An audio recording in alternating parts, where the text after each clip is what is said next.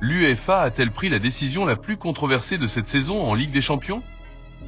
Lors de la séance de tir au but entre l'Atlético Madrid et le Real Madrid, un moment précis a tout changé et divisé le monde du football. Une décision arbitrale qui pourrait bien marquer un tournant dans l'histoire de la compétition. Mais avant d'entrer dans les détails, si vous êtes passionné par le plus grand club du monde, le Real Madrid, abonnez-vous dès maintenant. Ici, on décrypte chaque moment fort, chaque polémique et chaque match intense. Avant d'analyser ce tournant décisif en Ligue des Champions, revenons sur un autre épisode brûlant de cette rivalité, la tension grandissante entre Vinicius Junior et les supporters de l'Atlético de Madrid. La rivalité entre Vinicius Junior et l'Atlético de Madrid ne semble pas prête de s'apaiser après les événements d'hier soir. Tout au long de la rencontre, le Brésilien a été la cible d'insultes de la part des supporters madrilènes, qui ont une fois de plus affiché un comportement déplorable. Comme le rapporte Relevo, des chants racistes ont fusé dès l'avant-match, avec des cris « Vinicius chimpanzé » entendus alors que les supporters colchoneros se rendaient au Metropolitano.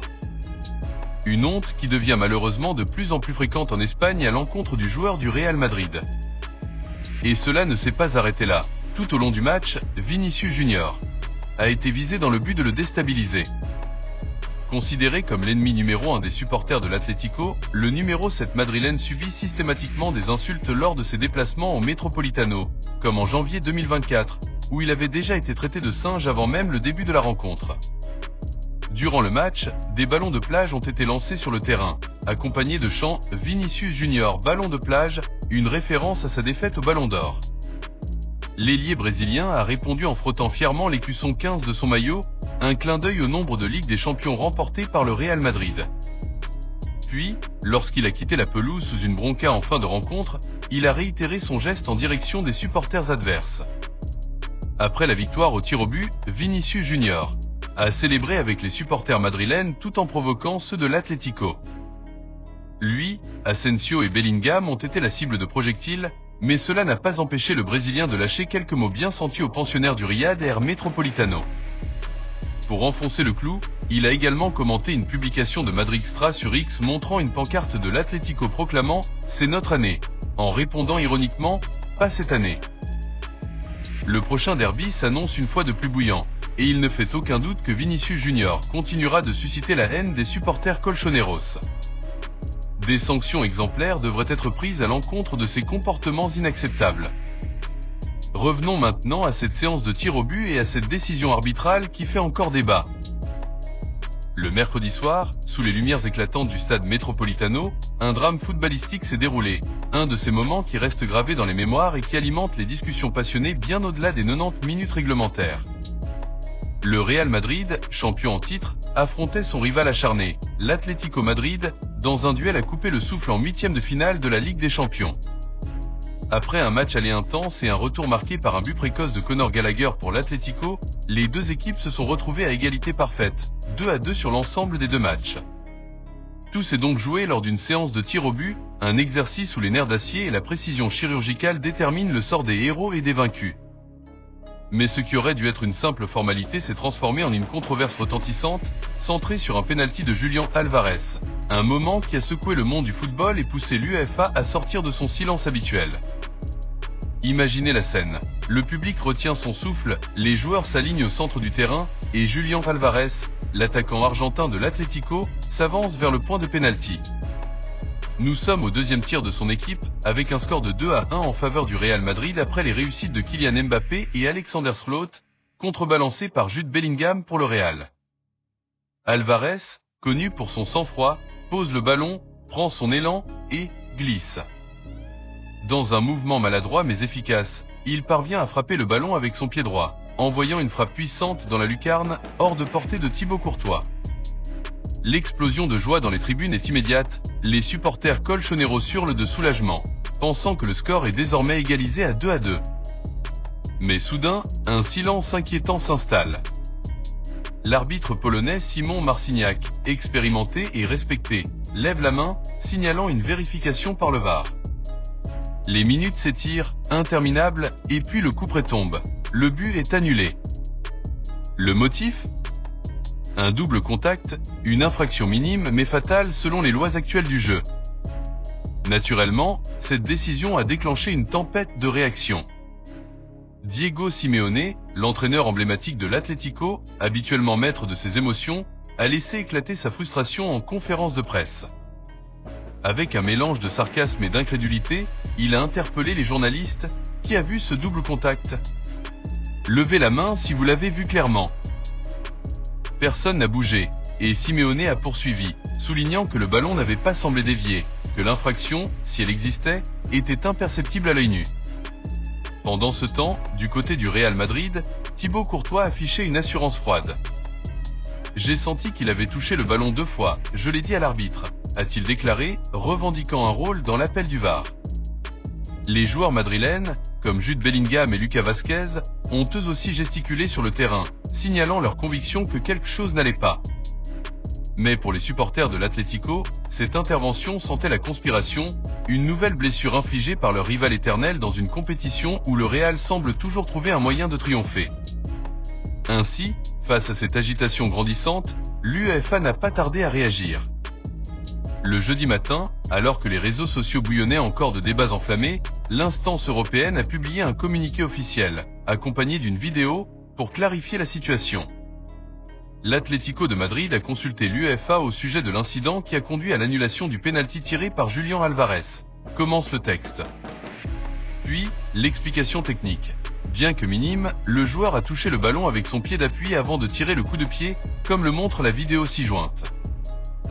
Selon la loi 14.1 des lois du jeu, édictée par l'IFAB, le tireur ne doit pas toucher le ballon une seconde fois avant qu'un autre joueur n'intervienne. Le VAR, après analyse des images captées par les 30 caméras du stade, a donc ordonné à Marcignac d'annuler le but. La décision était conforme aux règles, mais elle a immédiatement soulevé une question plus profonde. Cette règle est-elle juste dans un cas comme celui-ci? Car, en effet, le cas d'Alvarez n'est pas une tentative de triche évidente. Il n'a pas délibérément cherché à manipuler le ballon avec son pied gauche avant de frapper avec le droit. Il a glissé, un accident banal sur une pelouse humide, et pourtant, il a réussi à marquer un but spectaculaire malgré cette perte d'équilibre. Pour beaucoup, cette application stricte de la règle semble déconnectée de l'esprit du football. Pourquoi punir un joueur pour une infraction involontaire qui ne lui procure aucun avantage? Les commentateurs, les anciens arbitres et les fans se sont divisés. Certains, comme Thierry Henry sur CBS, ont défendu la décision. Les règles sont les règles, peu importe les circonstances.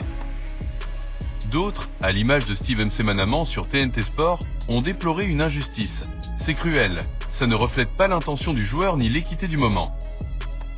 Par conséquent, l'UEFA a ajouté une note intrigante à son communiqué, une ouverture vers un changement potentiel. L'UEFA va entamer des discussions avec la FIFA et l'IFAB pour déterminer si la règle doit être révisée dans les cas où un double contact est clairement involontaire, indique le texte. Cette annonce a ravivé l'espoir chez les supporters de l'Atlético, même si elle arrive trop tard pour inverser leur élimination. Elle a aussi relancé un débat plus large sur l'évolution des lois du football à l'ère du VAR, où la technologie permet de détecter des infractions microscopiques qui échappent à l'œil humain en temps réel. Faut-il adapter les règles pour mieux refléter l'intention des joueurs, ou doit-on maintenir une application rigoureuse et uniforme, au risque de sacrifier le drame et l'émotion qui font l'essence de ce sport? Pendant ce temps, les images diffusées par l'UEFA ont continué à alimenter les discussions. La vidéo montre effectivement un contact léger entre le pied gauche d'Alvarez et le ballon, juste avant que son pied droit ne le propulse dans les filets. Mais ce contact est si subtil qu'il faut ralentir les images, les examiner sous plusieurs angles, pour le confirmer. Pour les puristes, cela prouve que le VAR a fait son travail. Pour les romantiques du football, cela illustre une dérive. Un sport autrefois guidé par l'instinct et l'interprétation humaine est maintenant soumis à une analyse quasi scientifique, où une fraction de seconde peut briser les rêves d'une équipe entière. Diego Simeone, dans son discours, a semblé pencher pour cette dernière vision, insistant sur le fait que le ballon n'avait pas bougé après ce supposé double contact, remettant en question la pertinence de l'intervention. D'ailleurs, ce n'est pas la première fois qu'un tel incident fait débat. En 2017, Riyad Mahrez avait glissé lors d'un pénalty pour Leicester contre Manchester City, touchant le ballon avec son pied d'appui avant de marquer. À l'époque, sans VAR, le but avait été validé. Aujourd'hui, avec la technologie, Alvarez n'a pas eu cette chance. Cette incohérence temporelle renforce l'idée que les outils modernes exigent une refonte des lois pour éviter de punir des erreurs humaines anodines. Les discussions promises entre l'UEFA, la FIFA et l'IFAB pourraient donc marquer un tournant, une opportunité de réconcilier la précision technologique avec l'âme du jeu. En fin de compte, ce pénalty annulé restera comme un symbole. Pour l'Atlético, c'est une nouvelle page douloureuse dans leur rivalité avec le Real Madrid. Une élimination qui s'ajoute à une liste déjà longue de désillusions en Ligue des Champions. Pour le football dans son ensemble, c'est un appel à réfléchir. Jusqu'où la quête de perfection technique doit-elle aller ? Le Real Madrid avance vers les quarts de finale, où il affrontera Arsenal, porté par une aura de vainqueur que rien ne semble ébranler. Mais dans les cœurs des supporters rojiblanco, et peut-être dans ceux de tous les amoureux du beau jeu, une question persiste. Et si ce but avait compté ? Et si les règles avaient permis à ce moment de grâce, né d'un déséquilibre, de briller dans l'histoire ? L'UEFA a parlé, mais le débat, lui, ne fait que commencer. Et vous, qu'en pensez-vous ? L'UEFA a-t-elle pris la bonne décision en annulant le pénalty de Julián Álvarez ? Ou cette règle doit-elle être révisée ? Le football devient-il trop strict avec la technologie, ou faut-il respecter les lois du jeu à la lettre ?